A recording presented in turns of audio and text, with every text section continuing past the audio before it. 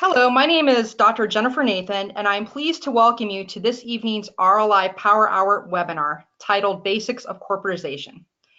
Before we get started, I would like to go over a few items to acclimate you on how to participate in tonight's webinar. So what you'll see on this slide is a screenshot of an example of the attendee interface for this webinar.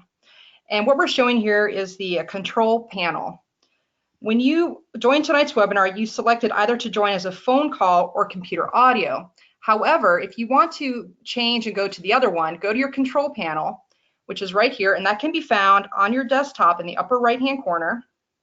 And you can either select computer audio here, which that will allow you to listen through your computer with headset recommended, or you can click on phone call, which will then show you the phone number to call, the access code, and PIN. The second thing I want to show you is how to ask questions when we get to the Q&A session towards the end. So you have two options. The first option would be to use the question panel, which has my arrow right here. You can actually type your question in and send it, and then we'll be able to see it. If you want a little bit more interactive question asking, you can use our hand raising tool. And that's what my cursor is over now. It's the little hand that you're going to see in your control panel. So you click on that, and that will raise your hand. It flags us. And then I can unmute you when I call out your name, and that will open up the line so that you can ask your question. So I'm pleased to introduce this evening's co-moderators. We have Dr. Howard Fleischman and Dr. Robert Pyatt. Dr. Fleischman began his training in Philadelphia and currently serves as Division Director at Emory.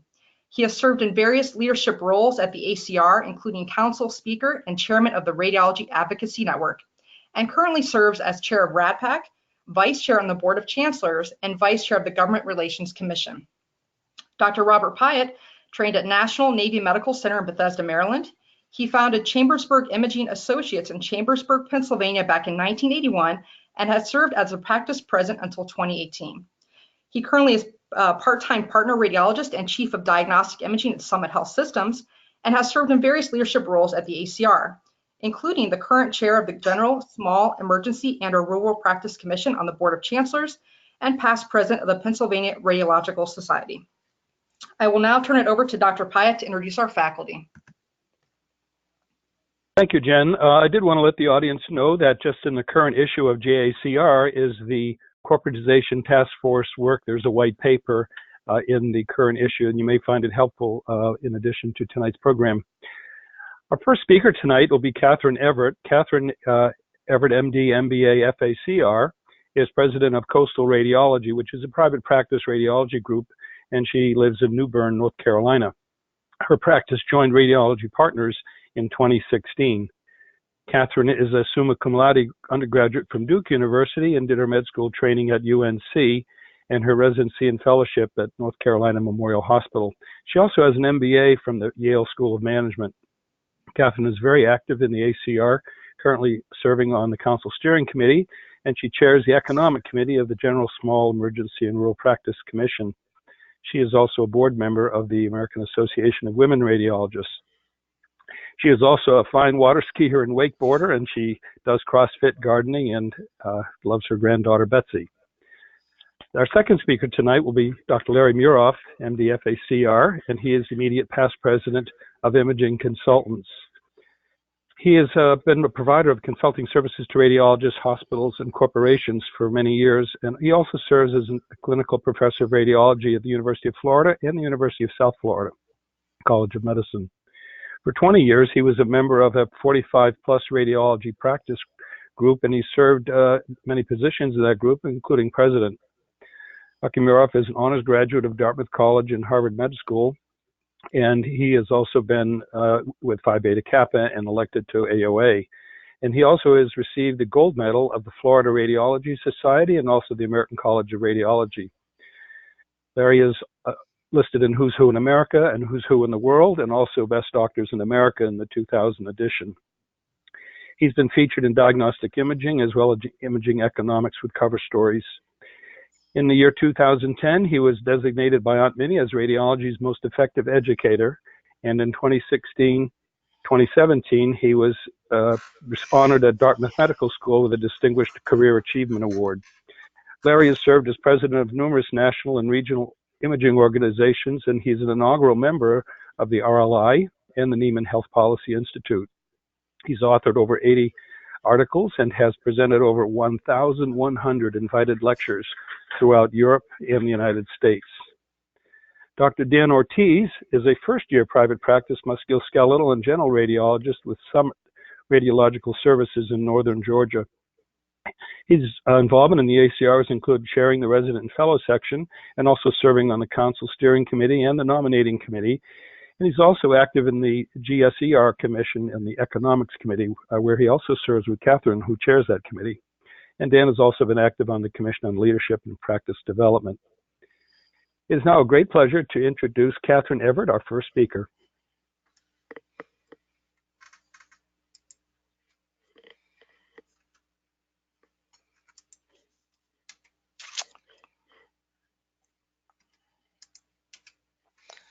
It's not advanced. Okay. My disclosure is that I am a partner in Radiology Partners for the purpose of this. Actually, I am that, so that's my disclosure. Frankly, when I learned of the topic of this talk, I wasn't sure of the meaning of corporatization. So I looked it up, and this is the meaning. I believe if you substitute radiology practice in the place of government, we are at least in the ballpark of this discussion. In other words, we're talking about the business of radiology and healthcare. A survey of 1,000 healthcare leaders in 2019 revealed that consolidation, 25% thought that consolidation was the #1 healthcare trend. So what kind of consolidation are we talking about? Health systems. Sutter Health actually has such a large share of the market in Northern California, they're being sued for monopoly practices. When the SEC did not allow Aetna to merge with Humana, they consolidated with the consumer drug company, CVS. In the meantime, Walmart and Humana have a drug cooperative that steers patients to Walmart. What about medical groups? Larger and larger. The upward trend is for the 100 to 499 and the 500 plus groups to go upward, whereas the smaller groups are trending downward. Many of these large groups have joined national practices or sold to the national healthcare corporate practices. Anesthesia, dermatology, and OBGYN have led the movement. What about radiology? Every year, the Radiology Business Journal does a survey to identify the top 100 in number practices in the United States. In 2018, more than a third of the top 30 were in national practices. In 2019, more than a third of the top 100 were in national practices. So the trend involves large and larger groups. Who are the players in radiology? Basically, there are two types of national entities: publicly traded corporations and private companies who the physicians maybe have part ownership. Mednax and Envision are corporate practices and actually were traded on the stock market. They are multi-specialty companies. Radiology is not their core business.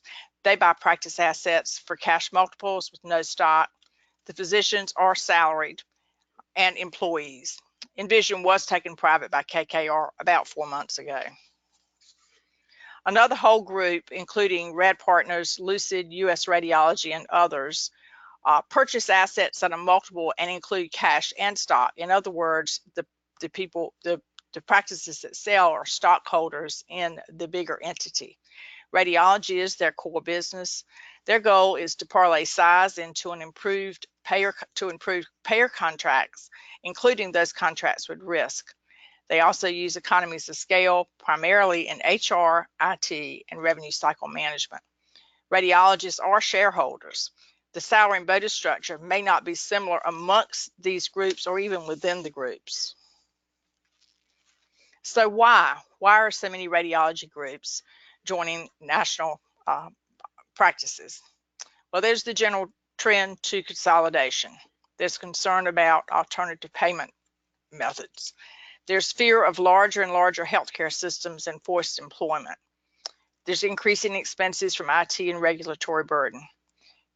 Particularly with medium and large and even small practices, internal real-time 24/7 coverage is being forced. Compliance and famous words of my esteemed colleague, Dr. Muroff, is follow the money.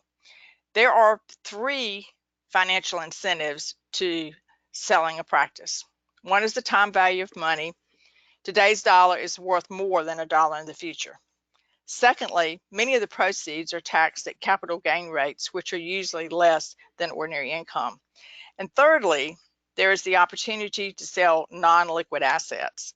Many groups fear changes in referral patterns, forced closure of imaging centers by hospital contracts, and big payment changes.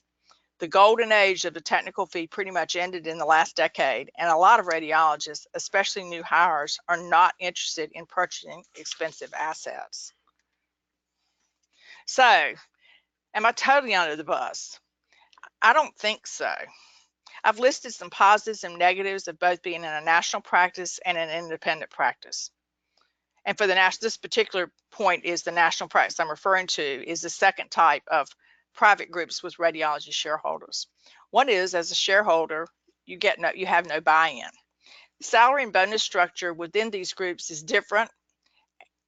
Clout with payers, you have a chance at a bigger piece of the pie. Local autonomy, maybe, maybe not. But there are some standardized things such as IT, peer learning, and physician boards of expertise that help make the practice more uniform across the board. The 2 items I starred are 2 things that young radiologists told me about that they considered important.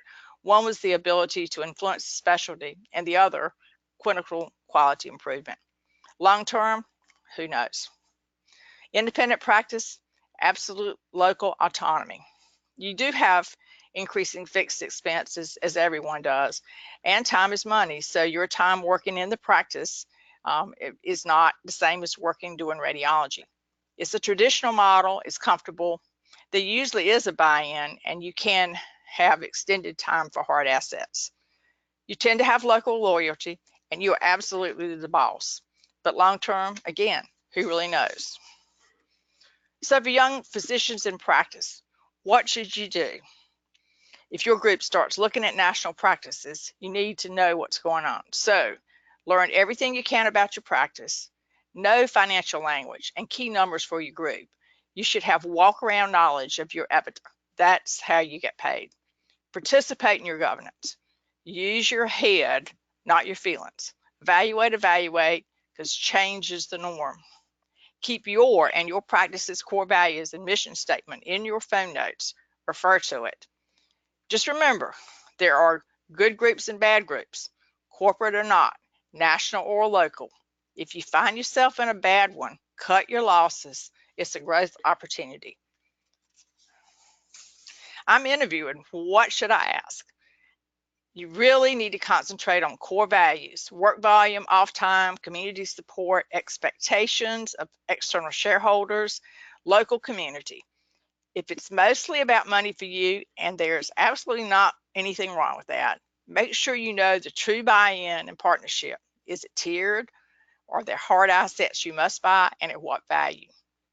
Know who makes decisions. Know the governance structure. Talk to young and old radiologists, talk to staff, talk to the extenders, talk to technologists. Trust your instincts. And you should ask about potential sale. But remember, sometimes they can't tell you because of non-disclosure. So last slide, I wanted to show you, I doubt that more than a handful of you have ever seen any of this equipment in the 5 pictures. So clockwise from the top, there's a film developer with chemicals. There's an ultrasound unit with an articulating arm, which is used to draw ultrasound images 1 slice at a time. There's a pneumoencephalogram chair, red goggles for an image intensifier, and a roller board for faster reading of films. I have seen all of these in practice. So what I'm trying to say is radiology, both clinical and business, is fast changing. So be resilient and work with those who share your values, whatever practice.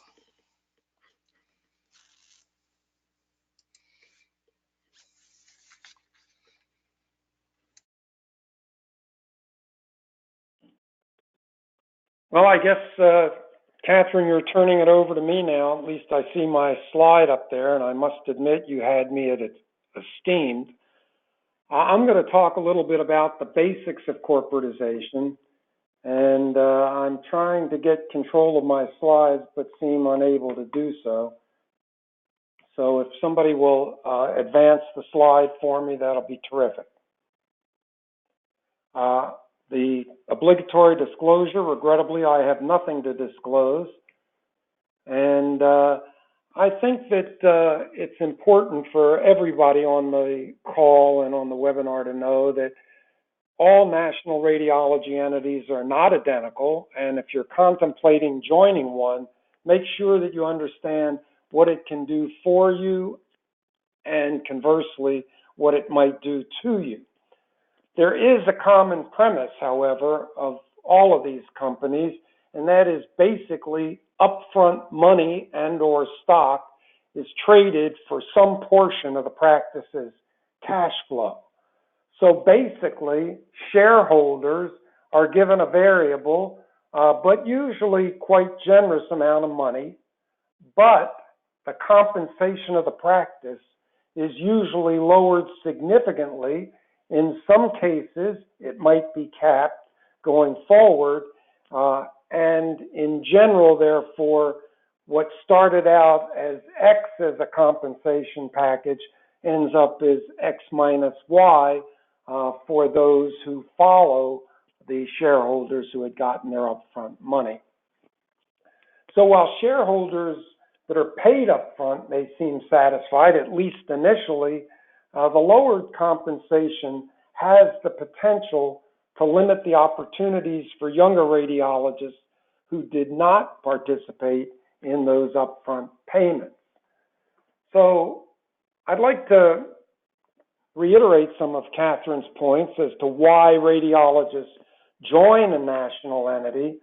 And quite frankly, at least in my anecdotal travels, the major reason has been to monetize their shares.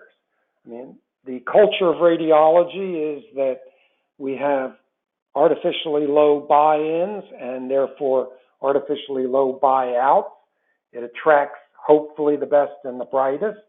And the upfront payments that many of the radiologists have received are 15, 20, 30 times what their normal buyout might be. There are other reasons that Catherine mentioned: sophisticated business expertise, subspecialty expertise, better negotiating power, economies of scale, which, by the way, I have not seen, in general, at least not to the extent that one might expect. And going down the list, one that disturbs me is to get in while there's still leverage as being forced to join. In other words, well, they got their money, why shouldn't I get mine? Now, what's the downside? And the downside can be substantial. Potentially, you'll have no say in how the practice is run or structured. You may be subject to practice metrics such as ER physicians have experienced, some of which may seem unreasonable. Money has been certainly siphoned from the system, which could have gone to you, and you may be managed by people you don't know and have never seen. Invariably, the compensation package is lowered. Stocks, if you receive stock as partial or total payment, can go up or down, and the company, in fact, may even cease to exist.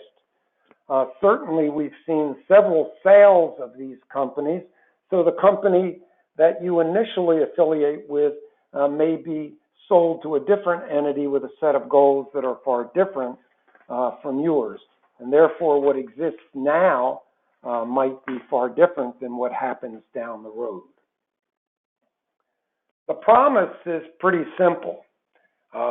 We're lowering your compensation package because we've given you upfront money and or stock, but hopefully we'll make up that money by an increased value of the shares that were paid to you, national or regional contracts that we might be able to bring to you, management expertise and practice efficiencies, economies of scale. Some companies provide medical education, leadership training, and Catherine mentioned back office expertise, although it is ironic that several of these companies use national entities such as Zotec or MSN or others to provide their back office expertise. Now, have the promises been fulfilled? It's really too early to tell, but what is apparent is that the math doesn't look appealing for young radiologists, and the future seems more restrictive for potential new hires. Furthermore, at least to me, it's not unreasonable to ask that if some entity approached your practice and offered you new contracts, economies of scale, CME, best practices, and sophisticated revenue cycle management, why would they have to pay you for that privilege? Wouldn't you be willing to pay for those services, but keep your current compensation package so that you didn't have difficulty with recruiting or have a potentially divisive group issue of haves versus have-nots? Well, we're only given 10 minutes. We've barely scratched the surface. Certainly I, and I'm sure the other faculty, are looking forward to your questions and answers, but my time is up, so I'm going to turn the program over to Dr. Daniel Ortiz.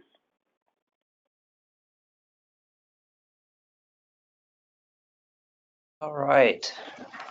Thank you to the prior speakers. My name is Daniel Ortiz. I'm trying to advance my slide now. I think I have control. I am 4 months out of fellowship. I have yet to amass any financial conflicts of interest. Maybe in the future, we'll see. So I just wanted to share a tweet here from a few days ago. That was a response from one of the tweet chats that the RFS was holding. In my tweet, I put in parentheses, private practice, the real kind, and one astute resident made the comment, well, what do you really mean by the real kind of private practice? Care to elaborate? Well, if you look up private practice in the Webster Dictionary, you'll see here and highlighted a professional business that is, quote unquote, not controlled or paid for by the government or a larger company such as a hospital. So in my opinion, and according to Merriam-Webster, someone who says they're a private practice radiologist and is salaried by a national entity or hospital system doesn't quite fit this definition. So what is a corporation? A corporation is a group that comes together to form a body that's authorized by law to act as a single entity. Corporations have employers that make the decisions and employees that have the decisions made for them. So what happens after a buyout? Well, you essentially are handing over the reins of your autonomy to that corporation as part of that structure. So as Dr. Muroff astutely mentioned, you're essentially trading your decision-making capacity for various services that could potentially be provided by various vendors. And these could be in the form of MSOs, management service organizations, local regional collaboratives, or things like that, that could potentially provide the same sort of services without losing that autonomy. So the term partner, that term partner is used with a lot of these national entities, but what does that really mean? In the traditional sense of the word, in the use in medical practices, a partner is someone that is an equity shareholder and has shared decision-making capacities as a voting member of the practice. What does it mean to some of these entities? Well, if you own stock in Apple or Microsoft, according to their definition, you are a partner of Apple or Microsoft by being a minority shareholder. So in this definition, it does not necessarily mean you have any decision-making capacity or any ability to influence the direction of the practice. So if you do end up joining one of these practices, make sure you know what they mean by partner, because it might not mean what you think it means. So let me walk you through this process, and we're going to go ahead here and follow the money. So for these practices, it all starts with money that comes from investors. These investors are not special investors. They are investors just like any other investor that wants a return on their investment. These investors provide capital to corporations, which then use that capital for various services, IT infrastructure, and most importantly, to provide partners in various practices a lump sum of money up front and also stock options. And this is sort of the flow of money. On the flip side, how does the investor recoup their return on investment? Well, it essentially comes from salary differentials post-acquisition. So essentially money that would have been going to the partners and associates to the practice as part of their services they provide to patients, instead of going fully to those partners and associates, it instead goes back to the corporation, and then that money goes back to the investors for the return on investment. So essentially, it's the same pot of money that was pre-acquisition, except you have more hands in the pot. So is that it? You sell your practice and happily ever after, everything's great? Well, not quite. That may happen, again, as the prior speakers have said. It's yet to be determined, but here are a couple examples where it didn't quite go so well. I don't have time to go into the details of these particular scenarios. Most of you probably have heard about the Hahnemann Hospital situation that happened earlier this summer. You may have heard about an event in North Carolina in 2018, where a group of 90 anesthesiologists essentially lost their contract as a result of joining a national entity. So there's a third phase of money that most people don't like to talk about. And if you look at the book title, Business of Venture Capital, you'll see in the subheading, one of the last things, and exit strategy. Well, why is this important? As I mentioned before, these are just standard investors. There's nothing special about their money, or there's nothing special about radiology itself. It could be any other medical specialty. It could be at any other sector in society. It's going to have the same principles of investment. And one of those principles is the exit strategy. And as Dr. Muroff mentioned, there's always going to be a second sell. And it's just a matter of when. So it could happen that the sell goes to a local hospital system, or it can potentially go to another corporation. I've heard anecdotally that some corporations are trying to consolidate various radiology practices within a market so that they can sell it back to the local hospital system as part of a bundled package.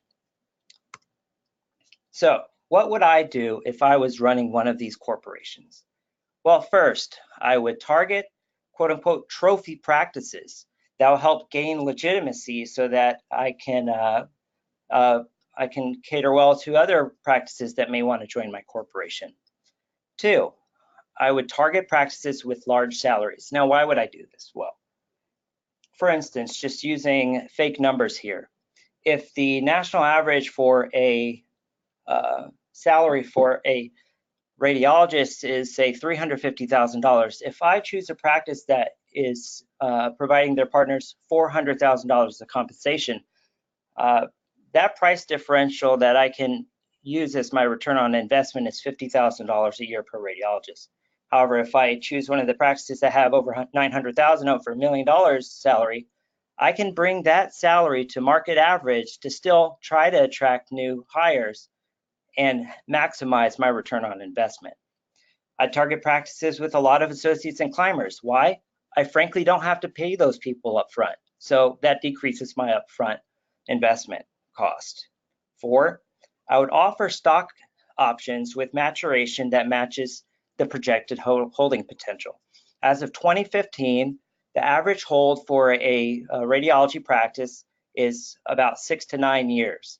And if you look at a lot of the stock options, a lot of times those stock options mature around that time point. And why would that be? Well, it's a risk that the people that are cashing out on their stock options are going to leave the practice at the time their stocks mature. So given that risk and trying to hire new people at that time may be tricky. So I want to make sure that I hold them onto those partners as long as I can, as long as I plan on holding my investment. 5, I target practices with near monopolies. Why would I do this? Well, if a location only has one major practice in the area, then people that would want to leave my corporation after I buy the practice may not have any other local options, so they're going to have to uproot their family. And that might be too high of a bar for people to want to leave. So I have a higher chance of retaining employees. 6, I target practices with attractive geographic markets. Why would I do that? Well, that's pretty obvious. If I want to attract new people to the practice, then I'm going to want to have attractive geographic market. So what do early career radiologists think? Well, I have a survey that hopefully will be published sometime next year, hopefully in JACR. I'm going to try to run through these quick because I see I have 10 seconds. Well, first question was, when looking at private practice opportunities, what kind of practice model are you looking for? Well, the survey showed that about 83% of people that are early career radiologists, and just for a little bit of clarification, these are early career radiologists that planned on going into private practice, 83% prefer an independent practice. 2, are you looking to actively participate in business and leadership? Overwhelmingly, 80% of people do want to practice or participate in the business and leadership of their practice. Are you worried about your practice being sold? 72% of respondents said that they were worried about their practice being sold. So, a couple of tips for applicants: be mindful of the steep partner gradients, long climbs. The longer climb you have, the more at risk you put yourself. Be mindful of career stage. If you have a lot of partners that are on their way out as far as their career goes, they might be more apt to sell their practice for their buyout. Whereas if you have a lot of partners with longer career horizons, they might be less apt to do so.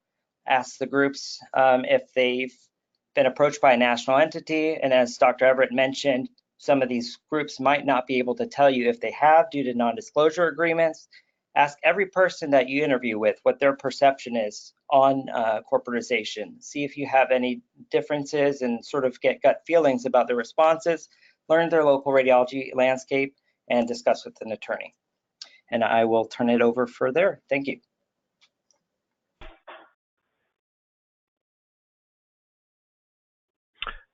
Thank you very much to our speakers. This is Howard Fleischon. I'm going to be moderating the question and answer session. Again, there's 2 ways to submit questions.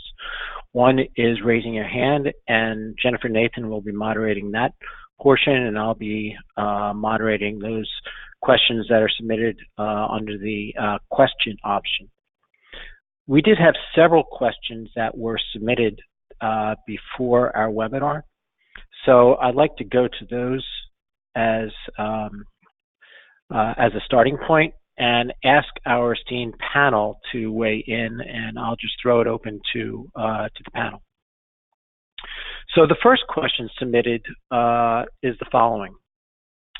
Increasingly, for-profit hospital systems are partnering with university-run hospitals because the university system is typically bankrupt, and there's a conflict because of the perception that the cultures of the 2 systems are very different. What is the truth? Are the cultures really all that different? I'll throw that open to the panel.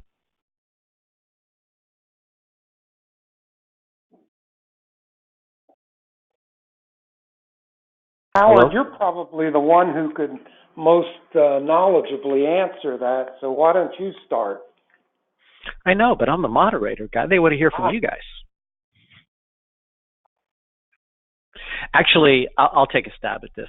Thank you, Larry, for that introduction. So for disclosure, I spent the majority of my career in private practice as a managing partner of a large practice in the Phoenix area, and now, as Bob mentioned, Jennifer mentioned, I'm with Emory University as division director and chief of service at one of their facilities. So I've been in both sides. I'm actually, one of the reasons I'm at Emory is to be the division director for their community division. So that is a hybrid model or a melding between sort of private practice and academic medical centers. There's a variety of these models that are popping up all over the country, especially as academic medical centers start competing in the marketplace with the trend towards consolidation, as we talked about, and also population health management. And there's a variety of different models out there. Sometimes there is difficulty emerging the cultures.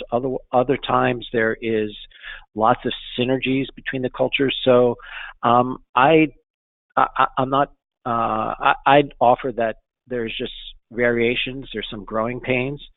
There's some very successful models out there. There's some models that are still struggling. So there's not a truth. There's not a silver bullet. I think each individual model has to be taken unto itself and evaluated with many of the metrics that Catherine and the other our other presenters have talked about when you look at any kind of practice model. Some of the community models have a little bit different emphasis on research, a little bit lower emphasis on teaching, but do emphasize some of the academic models. So they all have to be treated individually. Any of the other people, other presenters like to contribute to that topic? So I'll go on to the second question. Will large corporate radiology practices threaten the viability of private radiology practices in the future? Sort of a provocative question. Do they provide significant advantages that health systems will value over their local groups? Can we make predictions based on other specialties that are further down the road to corporatization, such as anesthesia, pathology, or is radiology a whole different ballgame? I'll throw that question open. Anybody would like to take a stab at it? Well, I think that certainly these national entities have already impacted the specialty of radiology. The question is perhaps more suitable to ask is whether the impact is for the good or for the bad. And I think if the trend continues, and that is a big if, because there's only so much venture capital that can be thrown into the marketplace. If the trend, though, continues and gains more traction, I think it'll have a profound impact on the specialty and has the potential to turn us into a specialty of shift workers like it did in emergency room medicine as compared to independent owners that we are right now, at least the majority of practices.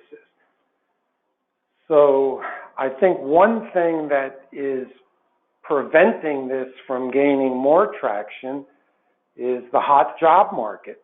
And young people do have choices in their jobs. It's not like it was in 93 or 94 or even in 2008. It's a totally different situation, and young people can influence that future if they so choose to do that.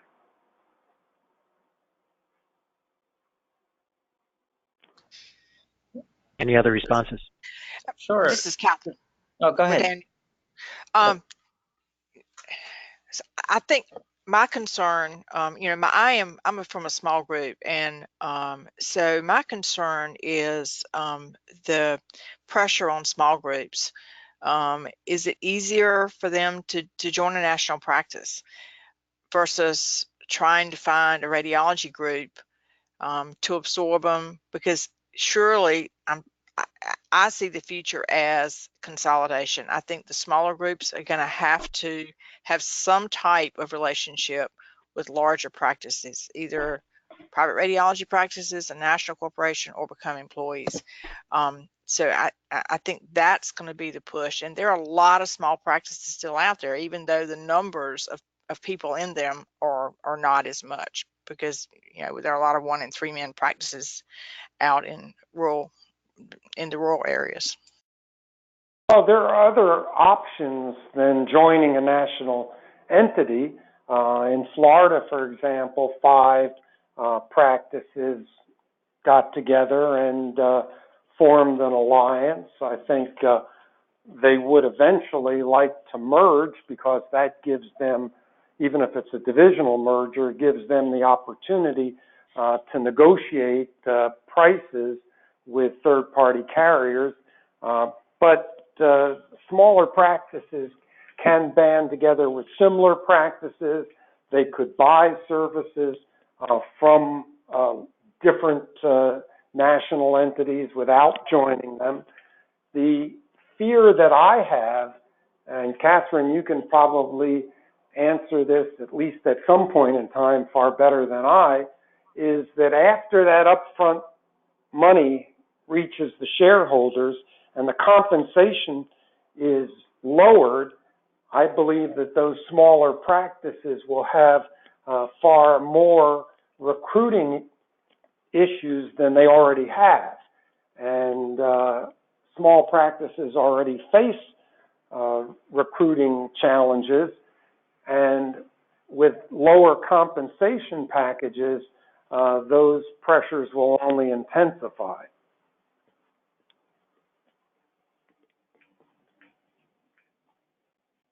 Daniel, you have any thoughts?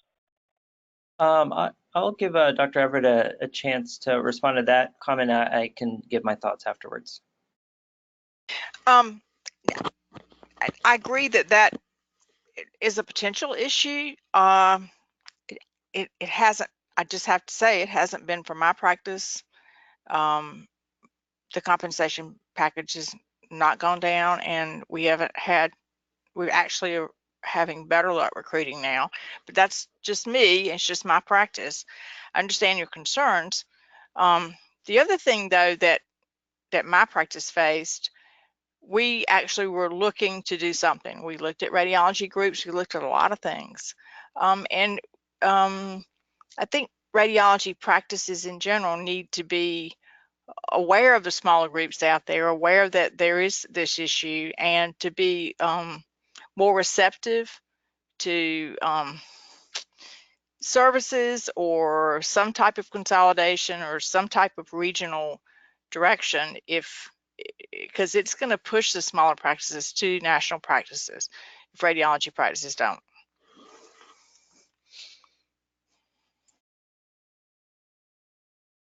Okay, this is Daniel. So I have the question up here on my screen. So as Dr. Muroff mentioned, it's not a matter of will the large corporations threaten private practice in the future. The truth is that's essentially the makeup of that practice model. The purpose of it is to get rid of this practice model. So is it a threat? Of course it is. How far reaching is it going to get? That's the question. I think junior radiologists, as Dr. Muroff mentioned, have a lot of options right now, and I think to some degree, our generation has a big hand to play in deciding what happens to the future. Can we make predictions? Well, Australia has gone down this road and it's consolidated to a handful of practices, so there's a chance that the U.S. could go down that road. I don't think that that's what will happen in the U.S. I think our country has different set of values and different demographics, etc. So I don't think that'll happen. Other specialties, sure, there's other specialties that have gone down this road. They have different influences. They have different degrees of engagement with hospitals. So, for instance, internal medicine, a lot of them end up becoming hospital employees. So, that trend is possible. Sure, there's a lot of stresses in the market right now with regards to PAMA, with regards to MACRA, with regards to all of these things. So, practices everywhere are scrambling to trying to figure out what they're doing, not just radiology practices, other specialties and hospitals even, especially a lot of these small hospitals. So I think it's a great opportunity for radiologists to educate themselves and go to the hospitals and be a value added to the hospital system to provide that sort of, national mindset of what's going on in national trends and provide, insight and be a resource for the hospitals. I personally think local regional collaboratives are the way to go. As Dr. Everett mentioned, there definitely are a lot of forces at play that sort of are pushing this consolidation trend. I personally value autonomy and being able to be the driver of my future. And I think a lot of the junior radiologists share that mentality. If I need IT resources, if I need back office billing solutions, there are vendors out there. Why would I sell my autonomy for those things that I could purchase? If I don't like that service that I'm being provided, I can choose a different vendor. If you sell your practice, you lose that option. So I like the other panelists said, it's up in the air exactly what's going to happen. I think a lot of it's going to come down to our generation, as I mentioned. I'd like to give everybody a point to ponder, and that is, we talk about all of these pressures coming down on radiologists, and they're going to have to protect themselves, and all these things are cascading to promote consolidation. The interesting point to me is that most of the practices that have sold, and I think Catherine is an exception, and I respect the position that she was placed in, but most of these big practices were not under any pressure. They weren't going to get kicked out of their hospital. They were able to provide 24/7 by 365 subspecialty expertise. Their revenue cycle management operations were far better than the companies that acquired them. So in general, this has been a money play, not all of the other niceties and protective issues that have been thrown around.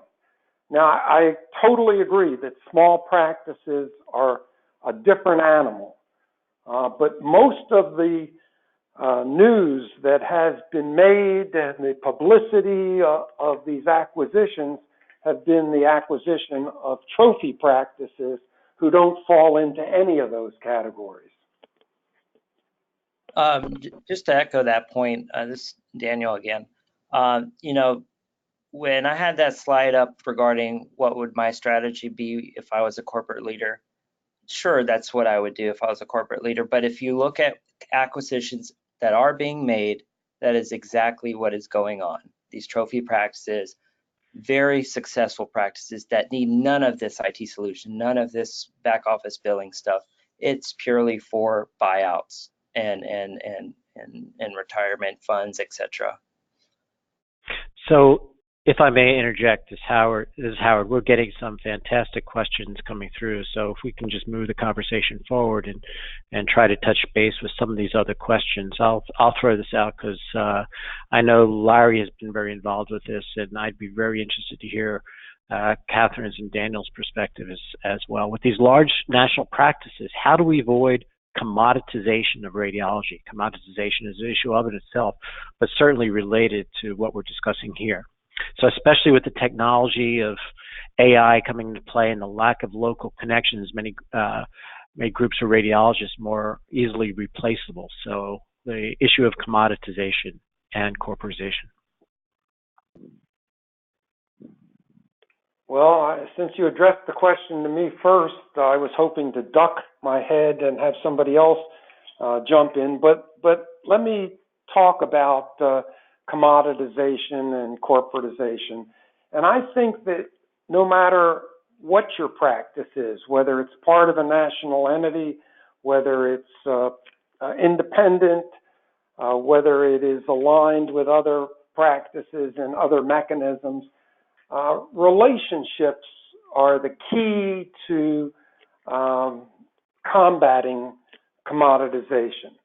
And I think even if I were the president of one of these national entities, I would urge involvement at the local level.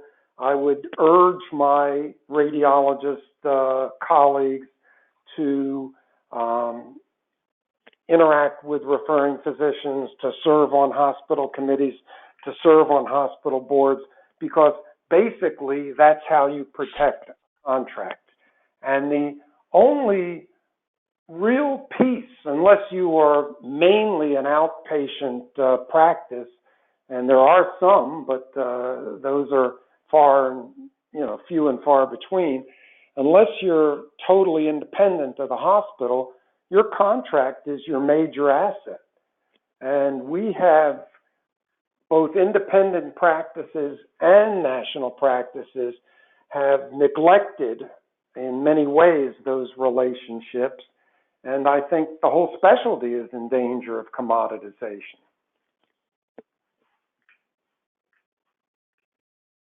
This is Catherine, and I'm in a kind of an awkward position here because I am part of one of the national practices that actually fosters local relationships. It's the practice is locally led.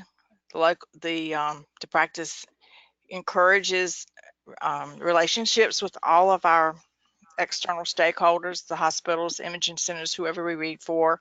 We're encouraged to go to the leadership conferences and to be leaders in these entities.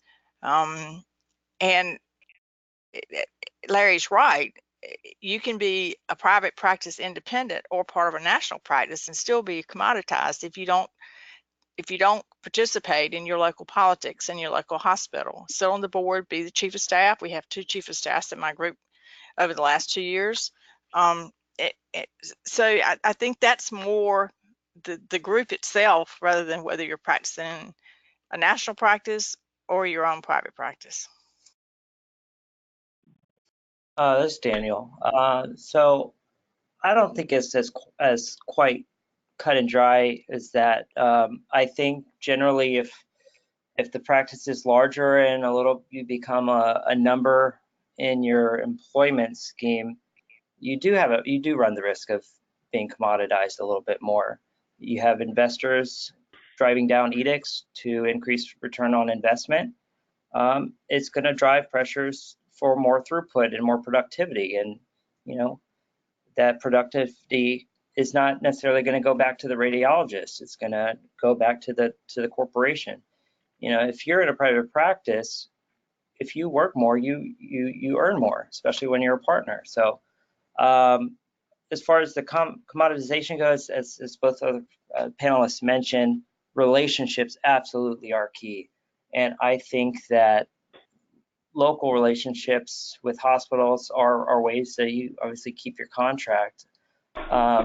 National entity, you can be given a title, you can be given a post, and that's still going to be a genuine relationship, most likely, as if you before the corporation purchased the practice. But I feel it's a little bit more genuine when you're the one that actually has the decision-making capacity in the local environment. Jennifer, do we have any questions from the chat at this point? Yes, We do have one question from Carolyn Hare. I am trying to unmute you right now.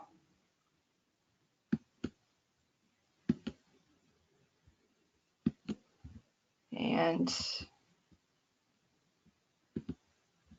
it is giving me, Carolyn, can you unmute yourself by any chance?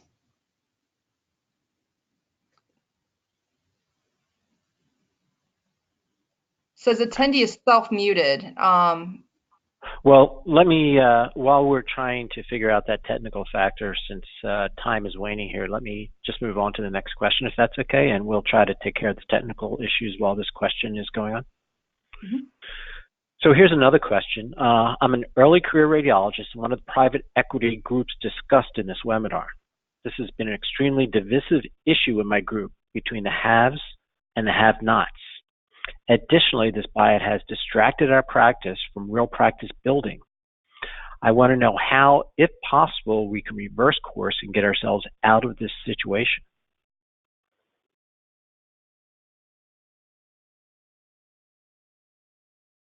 Well, I think that anybody that affiliates with any other entity ought to understand what the exit strategy is. And it's interesting, I first lectured on that when mergers were in their infancy in radiology. And a lawyer or two got upset because they said, well, it shows bad faith.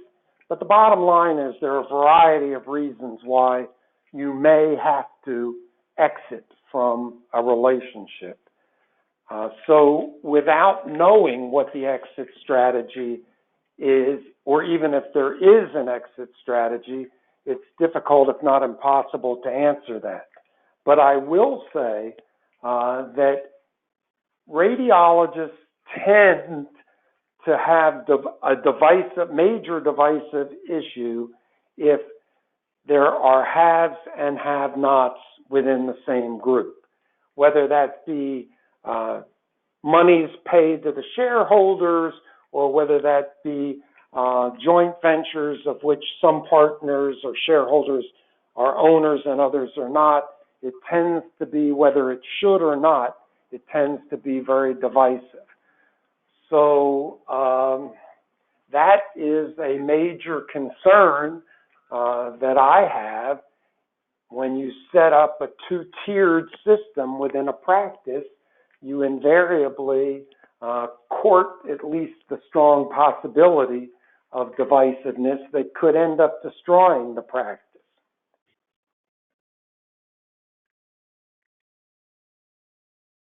Any other thoughts? This is Catherine. When you're evaluating whatever you're evaluating, whether it's a merger or whether it's joining a national practice or whether it's breaking your practice in half or whatever, you better know what you're getting into. Most Catherine, of these by the way, things. Catherine said a very important thing, and I really don't want the webinar to end. She said that young people should ask about a group's intention of selling when they do their initial interviewing. But she said that some groups might be under non-disclosure. Well, it doesn't take a rocket scientist. If you're asking somebody, what are your intentions? And they say, well, I can't tell you because I'm under a non-disclosure agreement. You know that there's some activity going on. So even if you don't get a direct answer, Catherine's point is very important. And I think Daniel made the same point. Young people seeking to join a group should, in a tactful way, ask the question about the group's intention. This is Daniel, probably the one that has most recently gone through interviews for private practices. I interviewed at several private practices. I was aware of this trend going into it. I was very upfront about this particular topic with every single interview I went on, with every single person at that interview. And they don't necessarily always just say, I may not be able to discuss that due to non-disclosure. One, they just may say not at this time. There's been no acquisition at this time. There's plenty of ways to go around it without really leading on. But if you get into a genuine conversation with them about the topic in general, you can, put feelers out and get a general sense of where they lie. And don't just ask the person at the top. Ask everyone, because you will get very different vibes from very different people. And if you ask the juniors, they might give off a few more body language hints than someone else. You just have to be very cognizant of it. And it's a very important point to know that they don't necessarily have to be forthcoming about the chance of a potential acquisition. I've heard anecdotally through my survey that a lot of times people were in the practice or about to join the practice, working on their credentialing when the practice sold. And, they made that decision to join those practices based off of false pretenses. And they ended up getting shafted at the end as a result. And they might have not made that same decision if they were given the same information up front. And I think it speaks volume, the fact that they do not include the juniors, they do not include the applicants. If it was such a great opportunity, they should be forthcoming with it.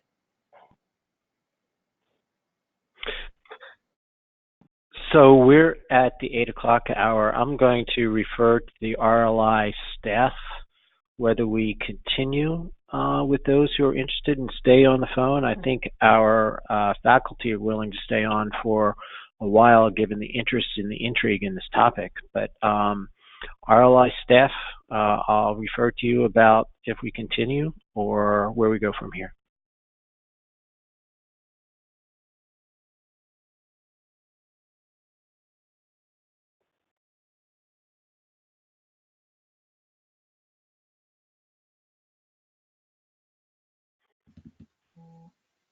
Dr. Fleischman, this is Anne Marie. Yeah, please go ahead. Please continue with the questions. It looks like we have some more to get through. Well, we have plenty. So, well, thank you. So here's another fascinating question. I definitely see major advantage in consolidation, the power of technology, subspecialty care, centers of excellence, 24/7 coverage by specialty experts. How can small and mid practices keep up with all of these offerings? I see many 5 to 50 man groups that cannot provide subspecialty care 24/7 and just provide basic general radiology services, which then will be impacted by machine learning AI. This is actually, I'm going to ask Bob Pyatt to chime in here as well, because this is a subject that he and I have talked about very frequently, and Bob's in the middle of this, being a practice leader in a middle-sized group, so he might have some opinions here as well, along with our other faculty. Okay, well, thank you, Howard. I would say we have a 12-person practice, and we are fortunate in our 12-person practice to have a fellowship-trained strong IR person and a second strong IR person, and fellowship-trained people in MSK, neuro, body, and thoracic also, by the way. So we have a lot of subspecialty expertise within our practice, also nuke med. So we're very fortunate we have quite a bit of subspecialty expertise. And also our private practice group is part of a health system we just merged a year ago. And the other radiology groups throughout the health system are all private practice individual groups, except for one, and that's at the main hospital in York, Pennsylvania, where they are employees of the hospital. But all the other sites are separate, independent private practice groups. So for us, the structure in our health system is okay, although I do think there is a need for all of our groups to sort of get together and find ways to collaborate and try and work as a much larger group and still maintain our independence. So that's where I think the opportunity for MSOs and other types of structures can be helpful. I'll leave it at that. I'll throw it open to the rest of the faculty. This is Daniel. So I think this goes down to another topic, which is the concept of general radiologist. You know, my perception of what a general radiologist was is worlds different now than it was back in June. I'm in a small 20 to 25 person group, and we cover a bunch of different hospitals. So a lot of times I'm the only person at that hospital, and whatever comes into the table, whether it's high-end neuro MR, high-end body MR, I'm MSK trained, I still have to read it. You know, that's kind of how it is in the small practices. And our practice is set up where if I just don't feel comfortable on a case like a, you know, post-op staging neck CT, I can discuss the case. We have home stations. I can just say to one of my neuro partners, hey, I don't feel comfortable with this study. Can you take a look at it later? And I think that works for us. We provide high-level services. A lot of the bread and butter, quote unquote, high-level imaging can be done by a general radiologist. And I think it's on the general radiologist to provide those services in these small practices. And when you do have subspecialty expertise, which I do think is important, I think it's important to have those go-to people that you can share those things with. With regards to machine learning and AI, just future postulation here, at any point where there's efficiency gains in practices, where do you think the independent practices are going to stand? They're going to benefit from the efficiency gains. In the corporation model, there's a chance that they're going to cut their payroll a little bit because of the efficiency gains. So I think you need to think a little bit farther down the road with that one. Howard, this is Bob again. Okay. I would say, just to give a little ad for an upcoming RLI program in December. There will be an RLI program talking about how to preserve independent practice in the age of corporatization, and I'll be one of the speakers for that. So there are ways, in addition to what we're talking about tonight, there are other alternative models that private practice groups can band together and act as a stronger, larger structure, either for contracting or for quality or for other revenue cycle management and other things. Thanks. This is Catherine. I just have one comment. I think a lot of the pressure for subspecialization comes from the external stakeholders, and the bigger the hospital systems get, the more they're demanding that. We've discussed that a few times at the GSER Econ Committee, and particularly some practices in Florida were forced to send only subspecialists to various cancer conferences that were considered subspecialty. So I think that we still have that issue out there, and small practices are going to struggle with that. Whether you can, merge or have regional ways of handling things, I'm not sure. And I'm not saying that national practices are the answer, but I think in general, there is certainly a push toward consolidation, and what we'd like to do is let consolidation actually use it to our advantage and offer better care. Dan, I just want to comment on that. I think the hospitals that are going to be demanding these subspecialty reads will tend to be in higher populated locations, in urban areas or suburban areas where there are probably going to be more radiology groups. I think the smaller rural hospitals, they're just happy to have someone there. I think it's a little less of an issue there. So I still think for the ones that are going to be facing that challenge, there's going to be local regional options. So I'm going to try to tackle a couple of the questions that came in. One has to do with our task force. One person asked for a comment on the task force that we chaired. I urge you to read our work. I do want to underscore that the charge of the task force was to provide facts, do fact finding for members and other stakeholders on behalf of the college. So hopefully we were very objective.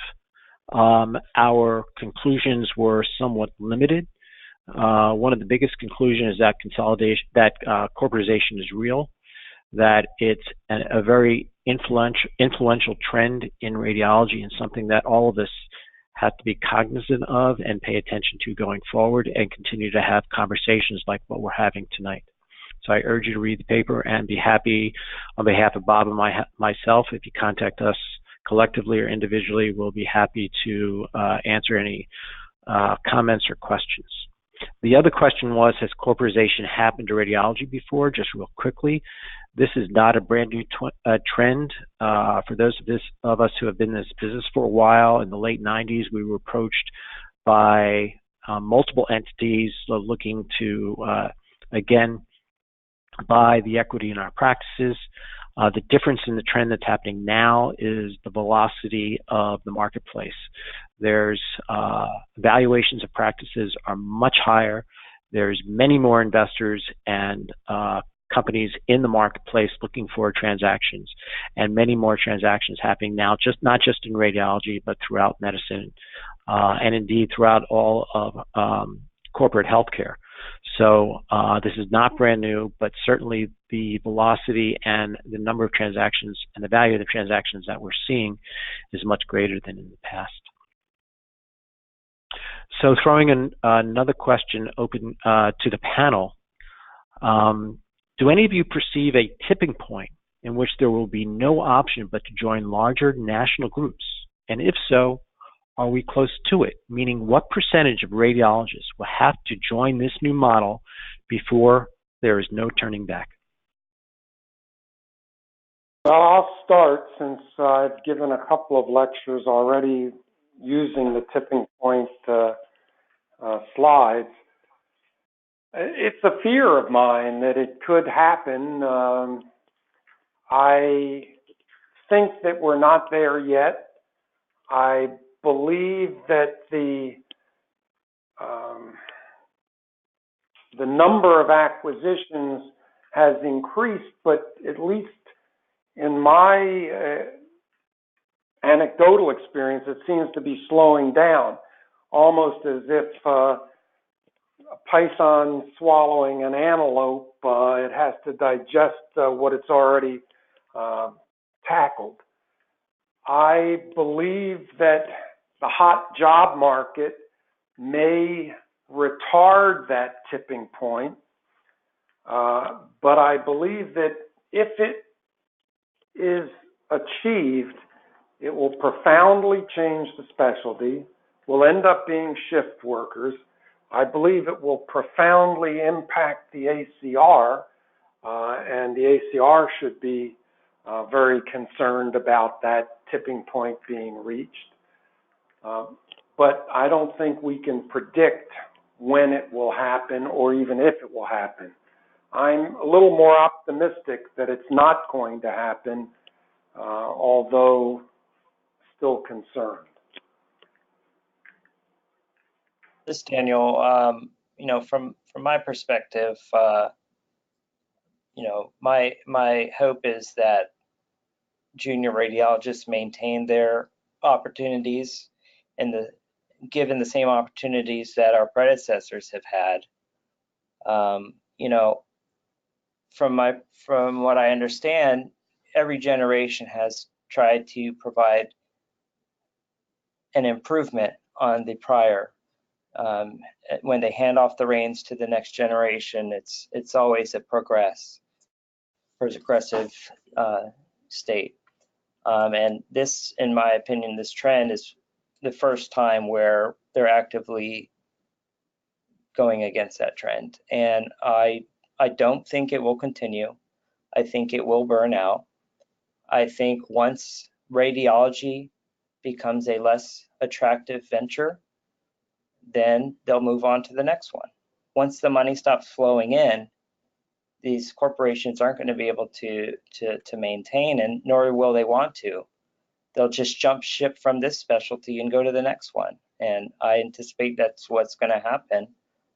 Even for the ones that are quote unquote radiology only. If you look at them, a lot of times they're being funded from venture capital firms that have investments in plenty of other industries. So yes, they're quote unquote radiology specific, but their money's not radiology specific. So I think that market trends will drive this away, but I don't think we can say that for certain.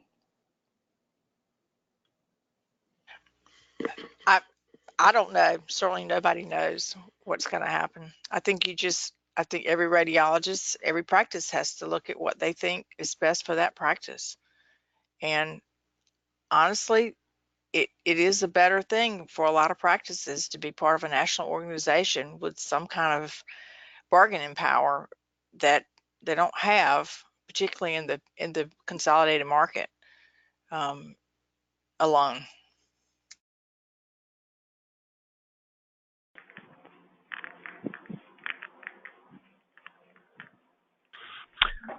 Okay, we have plenty more questions. If we elect to continue, I know people have been hanging in there. Really appreciate it. There's obviously a lot of interest in the subject, so I'll keep on going until somebody gives me the hook. So for our panel, what are your recommendations for radiologists who are already involved in a practice in terms of evaluating whether it's time to fish or cut bait?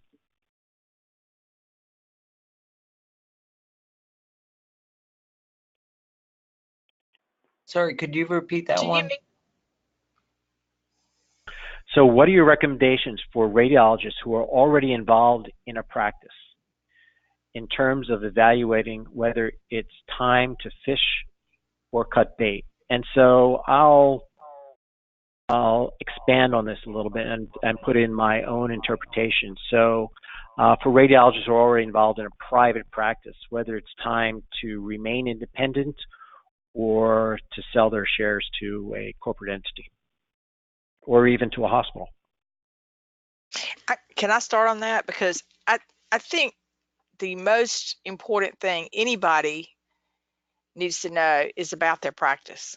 And I'm amazed sometimes at what people don't understand. They don't understand exactly what pays them. I mean, obviously RVU does, but they don't understand where the money's going. They don't take part in it. They don't take part in the governance. And I think it's imperative, if you, whatever practice you're in, that you've got to understand the business you're in. Yeah, you want to, this is a business discussion tonight. Yeah, obviously you want to take care of your patients. You want to have good relationships, etc. But you really need to understand your finances, understand what things mean and how you get paid. That's absolutely true. And the other corollary is you've seen one practice. So you really can't extrapolate and say, well, Sally's practice did this or John's practice did that, because your practice is different. And the things that motivate one to sell to a national entity can be very different. So there's no way to say, well, here's the time to pull the trigger without knowing what the the individual issues are within the practice.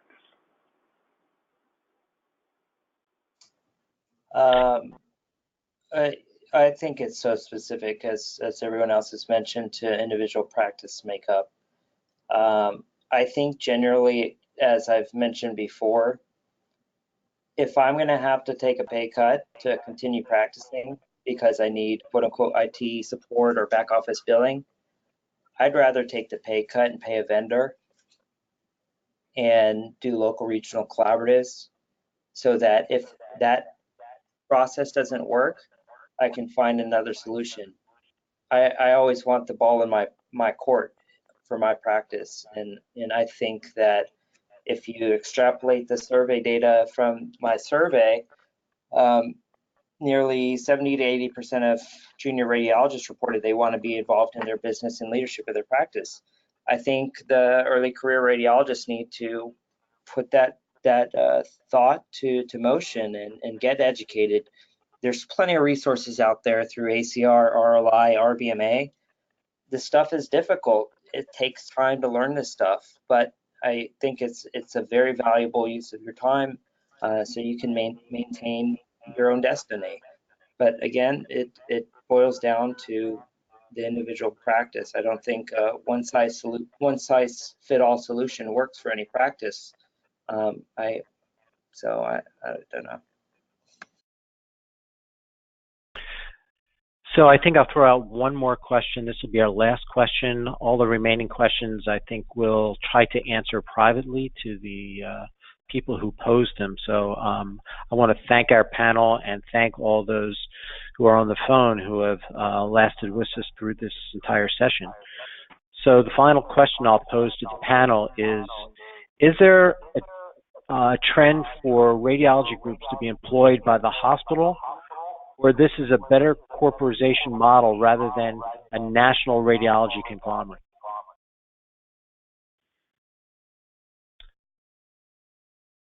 Well, I don't see the hospital employment model growing because hospitals in general have found or have been reasonably bad managers of all specialties and generalists.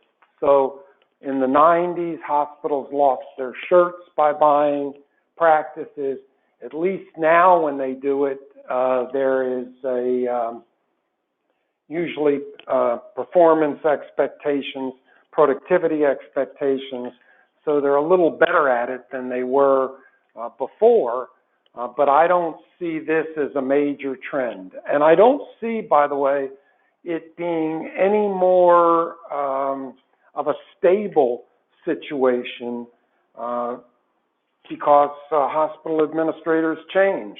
And what one hospital administrator put in place may be totally different from what the new CEO wants to achieve. So if you're doing it for stability, I don't think that you're much better off, if any better off. If you're doing it because you're being forced to do it, then I would urge that there are many ways to convince a hospital that they need not get into the radiology HR business because your group is already doing it for free.